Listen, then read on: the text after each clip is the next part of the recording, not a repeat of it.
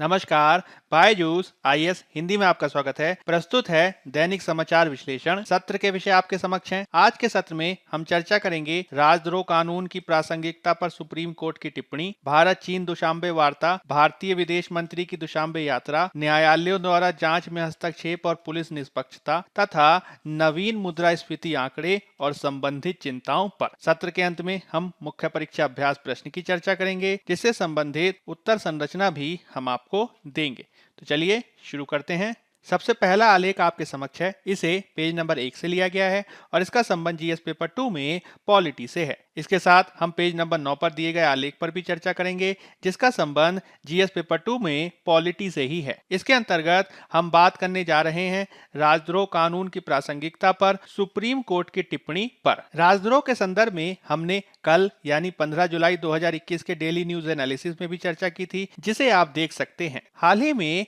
राजद्रोह कानून को चुनौती देने से संबंधित अनेक याचिकाओं को सुप्रीम कोर्ट में दायर किया गया है। इसमें retired army major general S G टकेरे के द्वारा, विनोद दुआ के द्वारा, कार्टूनिस्ट असीम त्रिवेदी, प्रशांत भूषण आदि के द्वारा राजद्रोह की संवैधानिकता को चुनौती दी गई है। अब इस पूरे मामले में भारत के मुख्य न्यायाधीश द्वारा भी टिप्पणी की गई है और इसके तहत राजद्रोह कानून के माध्यम से किए जाने वाले व्यक्ति की स्वतंत्रता के हनन को दर्शाने का प्रयास किया गया है। मुख्य न्यायाधीश ने इस बात को भी इंगित किया कि किस प्रकार से राजद्रोह का प्रयोग किया गया है। स्वतंत्रता से पहले भी गांधी और तिलक जैसे देशभक्तों पर आरोप लगाए जाने के संदर्भ में और उनको राजद्रोह के तहत जेल की सजा भी दी गई है। इसके बावजूद आज भी राजद्रोह का दुरुपयोग देखने को मिल रहा है और विशिष्ट रूप से सरकारों के द्वारा मतांतर अथवा सरकारी विरोध को दबाने के लिए इसका प्रयोग किया जा रहा है। यह इस तथ्य के बावजूद है कि एनसीआरबी का आंकड़ा ये कहता है कि 2019 में लगाए गए कुल आरोपों की तुलना में राजद्रोह के संदर्भ में मात्र 3.3% आरोप ही ऐसे रहे हैं जिसके संदर्भ में अंतिम रूप से दोष सिद्धि देखी गई है। मुख्य न्यायाधीश ने राजद्रोह की तुलना एक ऐसे आरे के रूप में की है जो एक बढ़ई को दे दिया गया है, जिस बढ़ई ने उसका दुरुपयोग करते हुए पूरे जंगल को ही काट दिया है। मुख्य न्यायाधीश द्वारा इसकी तुलना आईटी अधिनियम की धारा 66A से भी किया गया, जिसे सुप्रीम कोर्ट द्वारा 2015 के श्रेया सिंगल वाद में शून्य घोषित कर दिया गया था, क्योंकि इसके द्वारा भी वाक और व्यक्ति की स्वतंत्रता पर नकारात्मक प्रभाव देखने को मिल रहे थे। इसी प्रकार से वर्तमान में भी राज्य की कानून प्रवर्तन एजेंसियों के द्वारा राजद्रोह के प्रावधान के द्वारा व्यक्ति की स्वतंत्रता के साथ ही विभिन्न प्रकार के कार्यकर्ताओं, जर्नलिस्ट, विद्यार्थियों और सिविल सोसाइटी के सदस्यों को जमानत दिए जाने से रोकने के लिए जिस प्रकार का इसका दुरुपयोग किया जा रहा है, वह एक व्यक्ति की वाक और व्यक्ति की स्वतंत्रता पर एक चिलिंग इफेक्ट के रूप में देखा जा सकता है, जिसे निवारित किए जाने के लिए कार्य किए जाने की आवश्यकता है। इस प्रकार से भारत के मुख्य न्यायाधीश की जो टिप्पणियां आई हैं, उससे अब यह संभव है कि न्यायपालिका द्वारा 1962 के केदारनाथ सिंह वाद की भी जांच की जाएगी, जिसके तहत राजद्रोह को संवैधानिक घोषित किया गया था। यदि हम आधुनिक भारत में राजद्रोह कानून की उत्पत्ति पर बात करें तो इसके मसौदे को मूल रूप से 1837 में थॉमस मैकाले द्वारा तैयार किया गया था। हालांकि 1860 में जब भारत के द्वारा आईपीसी को लागू किया गया तो उसमें इस कानून को शामिल नहीं किया गया था। बाद में 1870 में भारत में बहावी आंदोलन की पृष्ठभूमि में सर जेम्स स्टीफेंसन द्वारा किए गए एक संशोधन के माध्यम से इस कानून को शामिल किया गया और इस रूप में इसे आईपीसी में एक संशोधन के माध्यम से शामिल किया गया है। स्वतंत्रता से पहले औपनिवेशिक शासकों द्वारा भारतीय जनता का दमन करने के लिए इसे लागू किया गया था, जो मुख्य रूप से ऐसे भारतीय नेताओं के विरुद्ध प्रयोग किया गया जो ब्रिटिश शासन से स्वतंत्रता की मांग कर रहे थे। इस रूप में असंतोष की किसी भी प्रकार की आवाज को दबाने के लिए लागू किए गए इसे सबसे कठोर कानूनों में से एक माना जाता है। यदि हम स्वतंत्रता के पूर्व के कुछ महत्वपूर्ण मामलों की बात करें तो इसके संदर्भ में महारानी बनाम जोगेंद्र चंद्र बोस व अन्य वाद 1891 सबसे ज्यादा महत्वपूर्ण है। इस काल में ब्रिटिश सरकार के द्वारा एक महत्वपूर्ण अधिनियम पारित किया गया था जिसका नाम था एज ऑफ कंसेंट अधिनियम। इसके माध्यम से सहमति संबंधी आयु और विवाह संबंधी आयु को 10 से 12 वर्ष कर दिया गया था। लेकिन इस प्रकार से ब्रिटिशों द्वारा भारतीय नैतिक परंपरा में जिस प्रकार के बदलावों को किया गया उसकी अनेक अखबारों द्वारा आलोचना की गई थी। इस आलोचना के तहत बंगबासी नामक एक साप्ताहिक समाचार पत्र ने भी इसकी आलोचना की तथा इसे हिंदू परंपराओं और नैतिकता के खिलाफ बताया था। हालांकि इसके जवाब में सरकार के द्वारा धारा 124 ए के तहत कार्रवाई की गई और बंगवासी के मालिक, संपादक, प्रबंधक और मुद्रक सभी पर राजद्रोह का आरोप चलाया गया। हालांकि आधुनिक भारत में राजद्रोह के खिलाफ सबसे ज्यादा महत्वपूर्ण मामला बाल गंगाधर तिलक का है, जिन पर मुख्य रूप से 1897 और 1909 में राजद्रोह के मुकदमे देखने को मिलते हैं, जिसके तहत 1897 में उनको 18 महीने की जेल की सजा दी गई थी और 1909 में इसके चलते उनको 6 साल की जेल की सजा दी गई थी। 1897 के मामले के तहत तिलक पर राजद्रोह का मुकदमा तब चलाया गया जब 1897 में पुणे में प्लेग की महामारी के बीच चापेकर बंधुओं द्वारा प्लेग कमिश्नर रैंड की हत्या कर दी गई तथा इसके संदर्भ में तिलक पर यह आरोप लगाया गया कि उनके द्वारा लिखे गए लेखों के चलते ही इस प्रकार की हिंसा को बढ़ावा मिला है। इसी प्रकार से 1909 में तिलक पर राजद्रोह का मामला तब देखने को मिलता है जब उनके द्वारा प्रफुल्ल चाकी और खुदीराम बोस का समर्थन किया गया था। प्रफुल्ल चाकी और खुदीराम बोस द्वारा कलकत्ता के मुख्य मजिस्ट्रेट डगलस किंगफोर्ड को मारने के लिए मुजफ्फरपुर में एक गाड़ी पर बम फेंका गया था, किंतु गलती से उसमें यात्रा कर रही 2 महिलाओं की मौत हो गई, जिसके चलते चाकी ने तो आत्महत्या कर ली थी किंतु बोस को इसके लिए फांसी दी गई थी। तिलक ने अपने पत्र केसरी में क्रांतिकारियों का बचाव किया, जिसके चलते उन पर राजद्रोह का मुकदमा चलाया गया था। इसी संदर्भ में गांधी जी का मामला भी काफी महत्वपूर्ण है, जिसके द्वारा उन पर राजनीतिक रूप से संवेदनशील लेख लिखे जाने के चलते मुकदमा चलाया गया था और उनको राजद्रोह के तहत 6 साल जेल की सजा दी गई थी। हालांकि तिलक के विपरीत गांधी जी ने धारा 124 ए के तहत लगाए गए राजद्रोह के मुकदमे को स्वीकार किया तथा उन्होंने इस बात को भी कहा कि वह जनता के बीच सरकार संबंधित असंतोष को इसलिए बढ़ावा दे रहे हैं क्योंकि सरकार द्वारा अनैतिक कार्य किया जा रहा है। इसी रूप में उन्होंने इस कानून को एक ऐसे राजकुमार के रूप में भी वर्णित किया जिसे भारतीय राजनीतिक वर्ग में नागरिकों की स्वतंत्रता को दबाने के लिए बनाया गया है। ऐसे ऐतिहासिक उदाहरणों के समान ही वर्तमान में भी धारा 124 के विरुद्ध विविध प्रकार के तर्क दिए जाते हैं, जिसके तहत ये कहा जाता है कि किस प्रकार से धारा 124 का प्रयोग वर्तमान में सरकार की आलोचना करने वाले लोगों पर लगाया जा रहा है और इसके माध्यम से उनके लोकतांत्रिक अधिकारों को प्रतिबंधित करने का प्रयास किया जा रहा है। इसे एक प्रकार के अनाधिकृत सेल्फ सेंसरशिप के रूप में वर्णित किया गया है, जो असंतोष को रोकने के लिए मनमाने ढंग से प्रयोग किया जा रहा है और इसका मुख्य लक्ष्य लेखक, पत्रकार, कार्यकर्ता आदि हैं। विशेष रूप से प्रेस पर इसका प्रयोग किए जाने के संदर्भ में काफी बातें कही गई हैं, जिसके तहत इस बात को सामने रखा गया है कि किस प्रकार से भारत में प्रेस की स्वतंत्रता को वाक और अभिव्यक्ति की स्वतंत्रता के तहत संरक्षित किया जाना चाहिए ताकि वह सरकार को उत्तरदायी ठहरा सके और सरकार में व्याप्त भ्रष्टाचार आदि को भी सामने ला सके। इसी के तहत इस बात पे भी तर्क दिया गया है कि यदि हम गैर कानूनी गतिविधियों और सशस्त्र आंदोलनों से निपटने के लिए राजद्रोह का प्रयोग करते हैं तो इसके संदर्भ में हमें दूसरे प्रकार के कानूनों जैसे कि अवैध गतिविधि निवारण अधिनियम आदि का भी प्रयोग किया जाना चाहिए और इसमें महज बोले या लिखे गए शब्दों के आधार पर किसी व्यक्ति को राजद्रोह का आरोपी बनाने की आवश्यकता नहीं है। इसी के चलते अब ये आवश्यक हो गया है कि हम राजद्रोह की परिभाषा को संकीर्ण करें और इसके तहत जिस प्रकार के शब्दों का प्रयोग किया गया है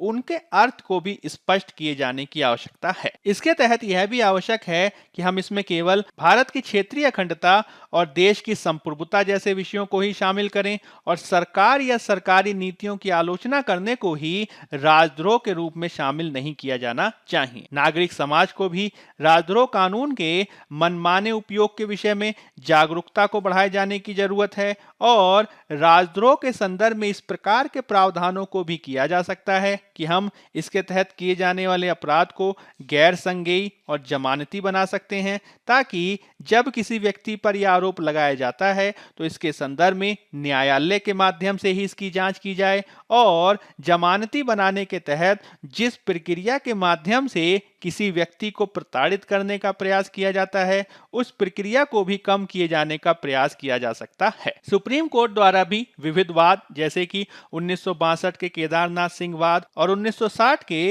राम मनोहर लोहिया वाद में इस बात को स्थापित किया गया है कि वाक और अभिव्यक्ति की स्वतंत्रता को आगे बढ़ाए जाने की आवश्यकता है और यदि किसी व्यक्ति द्वारा प्रत्यक्ष रूप से हिंसा को बढ़ावा दिया जाए या फिर किसी व्यक्ति द्वारा बोले गए वचनों के आधार पर त्वरित रूप से हिंसा को बढ़ावा मिलता हो तो ऐसी स्थिति में ही उस पर राजद्रोह का मामला चलाए जाने की आवश्यकता है और इसमें हमें काफी सतर्कता से कार्य किया जाना चाहिए। अब हम बात कर लेते हैं पेज नंबर 6 और पेज नंबर 9 में दिए गए कुछ आलेखों की जिनका संबंध जीएस पेपर 2 में आईआर से है। हाल ही में भारतीय विदेश मंत्री दुशांबे में चीनी विदेश मंत्री से मिले और दोनों द्वारा सीमा वार्ताओं के संदर्भ में वार्ता की गई। हम ये लंबे समय से चर्चा कर रहे हैं कि किस प्रकार से भारत और चीन के बीच पिछले साल के अप्रैल से ही सीमा विवाद बना हुआ है, जिसमें गलवान घाटी और पेंगोंग त्सो झील क्षेत्र काफी महत्वपूर्ण है। इस साल के फरवरी तक हमने गलवान घाटी और पेंगोंग त्सो झील क्षेत्र आदि में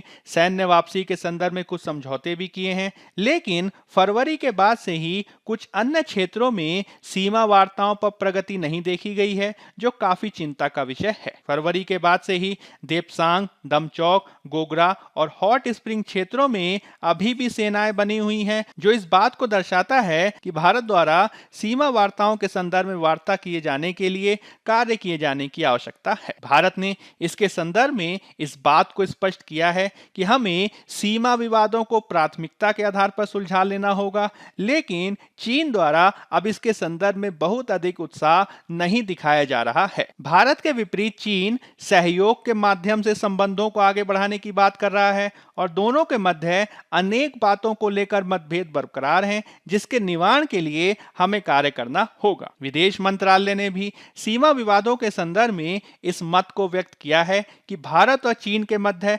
1988 के बाद से जिस तरीके से संबंधों का निर्माण हुआ है वह मुख्य रूप से तभी आगे बढ़ सकते हैं जब हम सीमावर्ती क्षेत्रों में शांति की स्थिति को बढ़ावा दे सकें और इसके लिए बेहद आवश्यक है कि सीमा क्षेत्रों में पिछले साल अप्रैल से पूर्व की स्थिति को ही बरकरार रखा जाना चाहिए। हालांकि इस पूरी प्रक्रिया में चीन द्वारा इस प्रकार का उत्साह नहीं दिखाया गया है, जिसके लिए विशेषज्ञों का यह कहना है कि चीन ने फरवरी में कैलाश रेंज क्षेत्र में जिस प्रकार की सैन्य वापसी की प्रक्रिया को संपन्न कराया है, उसके बाद से ही सीमा विवादों के संदर्भ में चीन को अब बढ़त हासिल हो गई है, क्योंकि कैलाश रेंज क्षेत्र में भारत की बढ़त के चलते चीन बैकफुट पर आ गया था। लेकिन अब सैन्य वापसी के पश्चात सीमावर्ती क्षेत्र में चीन को बढ़त हासिल है, जिसके चलते ही अब चीन इसके संदर्भ में अधिक उत्साह नहीं दिखा रहा है। भारत लगातार सीमा विवाद के संदर्भ में 1993 और 1996 के समझौतों आदि के आधार पर वार्ता को आगे बढ़ाने की बात कर रहा है और इसके संदर्भ में भारत ने सीमा मामलों पर कार्य करने वाले working mechanism for consultation and coordination on border affairs की बैठक को भी बुलाने की बात कही है। हालांकि 25 जून के बाद से ही इसकी बैठक नहीं हुई है, जिसके संदर्भ में हमें कार्य करना होगा। हमें समझना होगा कि भारत और चीन के संबंधों के मध्य ऐसे बहुत सारे कारक हैं जो समानता को भी दिखाते हैं, असमानता और विवादों को भी दिखाते हैं और साथ ही साथ कुछ पूरक मामलों को भी दर्शाते हैं। हमें यह समझना होगा कि भारत और चीन दोनों पड़ोसी हैं और एशिया के क्षेत्र में चाहे वो भूगोल, क्षेत्रफल या जनसंख्या की बात हो, दोनों ही देश काफी महत्वपूर्ण स्थान रखते हैं। साथ ही साथ भारत और चीन ऐतिहासिक प्राचीन रूप से और सभ्यता के दृष्टिकोण से भी सबसे प्राचीन सभ्यताओं में से एक हैं, जिसका इतिहास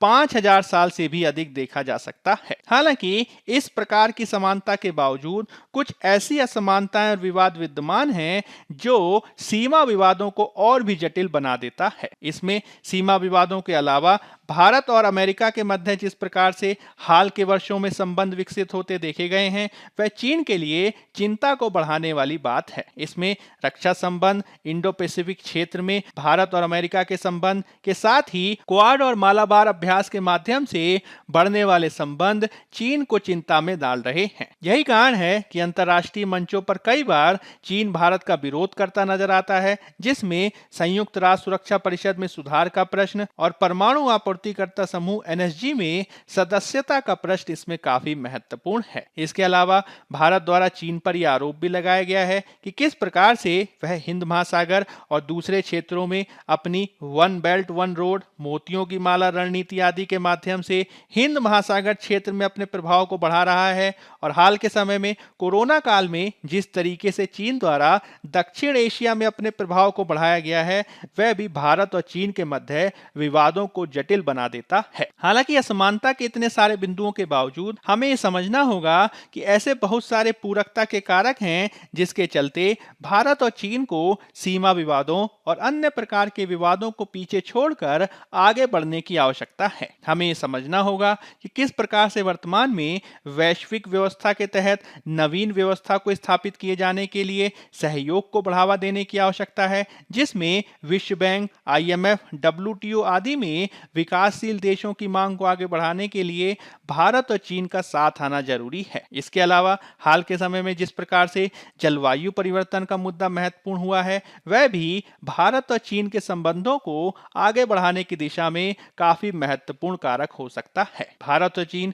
दोनों ही द्वारा ब्रिक्स और संघाई सहयोग संगठन आदि के मंचों के माध्यम से सहयोग को बढ़ावा दिया गया है और हाल के समय में जिस तरीके से अफगानिस्तान के प्रश्न पर भारत और चीन की चिंताएं समान रूप से जाहिर हुई हैं, वह भी इस बात को दर्शाता है कि हमें संबंधों की पूरकता के स्थान पर संबंधों को और बेहतर बनाने के लिए कार्य करना होगा, जिसके लिए भारत के दृष्टिकोण के अनुसार सीमा विवाद को सुलझाने की प्राथमिकता के आधार पर कार्य करने की आवश्यकता है। अब हम बात कर लेते हैं पेज नंबर 8 में दिए गए एक अन्य आलेख की, जिसका संबंध जीएस पेपर 2 में आईआर से है। यह संदर्भित है भारतीय विदेश मंत्री की दुशांबे यात्रा से, जो ताजिकिस्तान की राजधानी है। हाल ही में भारतीय विदेश मंत्री द्वारा संघाई सहयोग संगठन के अफगानिस्तान पर कॉन्टैक्ट ग्रुप की मीटिंग में भाग लेने के लिए उनके द्वारा दुशांबे की यात्रा की गई। संघाई सहयोग संगठन और अफगानिस्तान के बीच सहयोग को बढ़ावा देने के लिए इस प्रकार के कॉन्टैक्ट ग्रुप की स्थापना की गई है, ताकि संघाई सहयोग संगठन के देश और अफगानिस्तान दोनों ही आपसी हित से जुड़े मुद्दों पर बातचीत कर सकें और इस आधार पर प्राप्त किए गए सहयोग के माध्यम से विविध प्रकार के प्रस्तावों और सिफारिशों को भी प्रस्तुत कर सकें। इस प्रकार के संपर्क समूह में संघाई सहयोग संगठन सचिवालय के सदस्य देशों के स्थायी प्रतिनिधियों के साथ ही अफगानिस्तान दूतावास के सचिवालय अधिकारी और चीनी वरिष्ठ राजनयिकों को भी शामिल किया गया है। संघाई सहयोग संगठन का भाग होने के चलते भारत भी इसका अंग है और इसके माध्यम से भारत अफगानिस्तान में शांति व्यवस्था को बढ़ावा देने के लिए कार्य कर रहा है। भारत का प्रयास है कि हम इसके माध्यम से मध्य एशिया को प्रभावित करने वाले हितों के साथ ही मुख्य रूप से अफगानिस्तान के मुद्दे पर संघाई सहयोग संगठन के देशों, विशेष रूप से रूस और चीन के साथ मिलकर कार्य कर सकें, क्योंकि हाल के समय में जिस प्रकार से तालिबान ने हिंसा के आधार पर सत्ता को प्राप्त करने का प्रयास किया है, उसने भारत को चिंता में डाल दिया है। यही कारण है कि भारत ने अफगानिस्तान के भविष्य पर चिंताएं जाहिर की और ये कहा कि तालिबान द्वारा हिंसा के आधार पर प्राप्त की गई सत्ता को वैधानिक नहीं माना जाएगा और इसको निवारित किए जाने के लिए कार्य करना होगा। तालिबान ने दावा किया है कि वह अब तक 85% अफगानी क्षेत्रों पर कब्जा कर चुका है और उसके द्वारा कंधार जैसे शहरों पर भी कब्जा जमाने का प्रयास किया जा रहा है। यही कारण है कि भारत कॉन्टैक्ट ग्रुप के माध्यम से अफगानिस्तान में शांति व्यवस्था को बढ़ावा देने के लिए कार्य कर रहा है, जिसके लिए भारतीय विदेश मंत्री के द्वारा अमेरिकी उपराष्ट्रीय सुरक्षा सलाहकार के साथ ही अमेरिका के अफगानिस्तान में विशेष प्रतिनिधि से भी वार्ता की गई है। भारत के विदेश मंत्री अफगानिस्तान के राष्ट्रपति से भी मिले हैं और अफगानिस्तान में शांति और व्यवस्था को बनाए रखने के लिए कार्य किए जाने पर बल दे रहे हैं। अफगानिस्तान द्वारा भी इसके संदर्भ में अपने रक्षा बलों की रणनीति का पुनर्निर्धारण किए जाने का कार्य किया गया है ताकि तालिबान को प्रमुख शहरों पर कब्जा किए जाने से रोका जा सके। हालांकि अभी भी इसके संदर्भ में चुनौतियां जिस प्रकार से बरकरार हैं, उसके निवारण के लिए हमें कार्य किए जाने की आवश्यकता है। अब हम बात कर लेते हैं पेज नंबर 6 में दिए गए एक अन्य एडिटोरियल की, जिसका संबंध जीएस पेपर 2 में पॉलिटी से है। यह संदर्भित है न्यायालयों द्वारा जांच में हस्तक्षेप और पुलिस निष्पक्षता से। हाल ही में यह तथ्य देखने में आया है कि किस प्रकार से भारतीय न्यायिक व्यवस्था के तहत अनेक बार अधीनस्थ न्यायालयों द्वारा पुलिस जांच में हस्तक्षेप किया जाता है और इसके माध्यम से किसी व्यक्ति को गिरफ्तार किए जाने अथवा किसी व्यक्ति को छोड़े जाने का निर्देश दिया जाता है। हालांकि न्यायपालिका द्वारा जो इस प्रकार के कार्य किए गए हैं, उसकी अनेक विशेषज्ञों ने आलोचना की है, क्योंकि उनका ये कहना है कि पुलिस मुख्य रूप से कानून व्यवस्था का मामला है। पुलिस के तहत मुख्य रूप से कार्यपालिका का क्षेत्र आता है, जिसमें न्यायपालिका द्वारा इस प्रकार का हस्तक्षेप किया जाना शक्ति पृथकीकरण के उल्लंघन के समान है। विशेषज्ञों का ये मत है कि भारतीय विधिक व्यवस्था में पुलिस को जांच किए जाने के संदर्भ में और किसी आरोपी के प्रति आरोप सिद्ध किए जाने के संदर्भ में काफी शक्तियां दी गई हैं और पुलिस द्वारा यदि यह कार्य निष्पक्षता से किया जाता है तो इसमें काफी बेहतर प्रगति देखी जा सकती है। और इसके लिए यह भी आवश्यक है कि न्यायपालिका द्वारा इसमें निरंतरता के आधार पर हस्तक्षेप नहीं किया जाना चाहिए। हमें इस व्यवस्था को समझना होगा कि किस प्रकार से पुलिस इसके संदर्भ में कार्य करती है, जिसके तहत पुलिस के पास शिकायत आने पर एफआईआर को अनिवार्य रूप से दर्ज किए जाने की व्यवस्था की गई है और आपराधिक प्रक्रिया संहिता यानी सीआरपीसी के तहत भी जांच करने वाले पुलिस अधिकारी के द्वारा केस डायरी लिखी जाती है, जिसमें उसके द्वारा प्रतिदिन किए जाने वाले कार्यों का विवरण होता है। विशेषज्ञों का ये मत है कि पुलिस द्वारा जब इस प्रकार के आरोपों की जांच कर ली जाती है और सबूतों को एकत्र कर लिया जाता है, उसके बाद ही न्यायपालिका को हस्तक्षेप करना चाहिए और इसके संदर्भ में निर्णय लिया जाना चाहिए। यदि न्यायपालिका सबूत एकत्रण से पहले ही किसी आरोपी को गिरफ्तार करने का निर्देश देती है तो यह कार्य वस्तुतः न्यायपालिका के अधीन नहीं है। मुख्य रूप से यह कार्यपालिका और पुलिस का विषय है, जिसके संदर्भ में उसके द्वारा ही कार्य किए जाने की आवश्यकता है। इस प्रकार से यदि भारत में न्यायपालिका और कार्यपालिका के मध्य इस प्रकार के शक्ति पृथकीकरण को बना के रखा जाएगा, तभी भारतीय राज्य व्यवस्था और बेहतर ढंग से कार्य कर सकती है। अब हम बात कर लेते हैं पेज नंबर 6 और पेज नंबर 12 में दिए गए कुछ आलेखों की, जिसका संबंध जीएस पेपर 3 में अर्थव्यवस्था से है। यह संबंधित है नवीन मुद्रास्फीति के आंकड़े और संबंधित चिंताओं से। हाल ही में मुद्रास्फीति के नवीन आंकड़ों को जारी किया गया है, जिसके तहत यह देखने में आया है कि किस प्रकार से थोक स्तर पर और खुदरा स्तर पर दोनों ही स्तरों पर मुद्रास्फीति काफी बढ़ गई है। भारत में हम मुद्रास्फीति को थोक और खुदरा दोनों ही स्तरों पर मापते हैं, क्योंकि थोक मुद्रास्फीति के माध्यम से हम उत्पादकों के स्तर पर महंगाई को जांच सकते हैं और खुदरा मुद्रास्फीति के माध्यम से हम उपभोक्ताओं के स्तर पर महंगाई को जांच सकते हैं। हाल ही में मुद्रास्फीति के संदर्भ में जो नवीन आंकड़े जारी हुए हैं, इसके माध्यम से खुदरा और थोक दोनों पर ही मुद्रास्फीति के आंकड़े देखे गए हैं, जिसके तहत उपभोक्ता आधारित मुद्रास्फीति जून के महीने में 6% से अधिक रहकर 6.26% तक चली गई है, जो मई के 6.3 की तुलना में थोड़ा कम है, फिर भी काफी चिंता का विषय है। हाल के समय में विविध खाद्य पदार्थों और तेल के दामों में वृद्धि हुई है, जिसमें 35% से अधिक की वृद्धि देखी गई है। आरबीआई के अनुसार इसमें ईंधन से संबंधित महंगाई में भी वृद्धि हुई है, जो जून में 12.7% तक देखी गई है। इसके तहत एलपीजी, केरोसिन और ग्रामीण क्षेत्रों में ईंधन की लकड़ी काफी महंगी हो गई है, जिसके संदर्भ में कार्य किए जाने की आवश्यकता है। हमें यह भी समझना होगा कि हाल के समय में अंतर्राष्ट्रीय स्तर पर जिस प्रकार से कच्चे तेल के दामों में वृद्धि हुई है, इससे भी घरेलू स्तर पर पेट्रोल और डीजल के दामों में वृद्धि देखी गई है। इसके चलते परिवहन लागत अत्यधिक हो गई है और 12 जुलाई के आंकड़ों के अनुसार 4 महत्वपूर्ण मेट्रो शहरों में पेट्रोल के दाम 102 रुपए प्रति लीटर तक चले गए हैं। विशेष रूप से यह महंगाई कोरोना महामारी की दूसरी लहर में अत्यंत भयावह हो सकती है, क्योंकि इसके चलते जहां एक ओर औद्योगिक गतिविधियों में गिरावट देखी गई है, वहीं दूसरी ओर जमा पूंजी खत्म होने के चलते उपभोक्ता मांग में भी कमी देखी गई है। अब इसके संदर्भ में सरकारों के लिए आवश्यक हो गया है कि वह तेल के दाम को कम किए जाने के संदर्भ में उस पर लगाए जाने वाले टैक्सेस को कम किए जाने के लिए प्रयास करें, और साथ ही साथ उसके द्वारा गिरती हुई मांग को भी बढ़ावा दिए जाने के संदर्भ में अपने खर्च को बढ़ावा दिए जाने की आवश्यकता है। यदि इसके तहत सरकार आय समर्थन के माध्यम से भी कार्य करती है तो निश्चित ही इसमें और बेहतर कार्य किया जा सकता है। अब हम बात कर लेते हैं मुख्य परीक्षा अभ्यास प्रश्न की। पहला प्रश्न है, भारत में राजद्रोह की ऐतिहासिकता को समझाते हुए इसको समाप्त किए जाने के तर्कों का परीक्षण करें। 15 अंक 250 शब्द। दूसरा प्रश्न है, भारत चीन सीमा विवाद को सुलझाए बिना अतीत के अविश्वास को पीछे नहीं रख सकते हैं, व्याख्या करें। 15 अंक 250 शब्द। पहले उत्तर की संरचना की भूमिका में आप राजद्रोह का सामान्य परिचय देंगे और इसके मुख्य भाग में आप राजद्रोह की ऐतिहासिकता को कुछ महत्वपूर्ण उदाहरणों से समझाएंगे। इसमें आप गांधी और तिलक का उदाहरण दे सकते हैं। फिर आप हाल ही में राजद्रोह के दुरुपयोग को समझाते हुए इसके पक्ष और विपक्ष में तर्कों को देंगे और कुछ निवारण उपायों की भी चर्चा करेंगे। फिर आप एक उपयुक्त सकारात्मक निष्कर्ष प्रस्तुत करेंगे और इस प्रकार से आपका उत्तर पूर्ण